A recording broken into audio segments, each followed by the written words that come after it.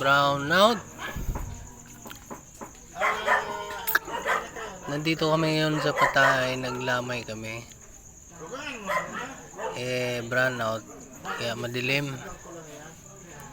Ayan ang kasama ko, ha? Ayan kasama ko. Brown out kasi nandito kami sa lamay. May tanong ako. Bakit nga ba tinawag na brown out kapag walang kuryente?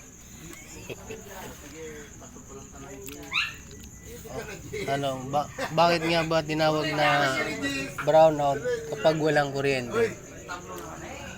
Ika Kim, bakit Blackout. bakit tinawag na brown out pag sinabing walang kuryente? Ayun, nagkukuryente na. Meron na kasi may ilaw. Kaya, Wala, okay na, bukas na. Sagot ka to, ilaw. Wala, may ilaw na. Ang ganda nung tanong ko, hindi na nasagot eh. Ilaw. Ilaw. nailaw kayo eh.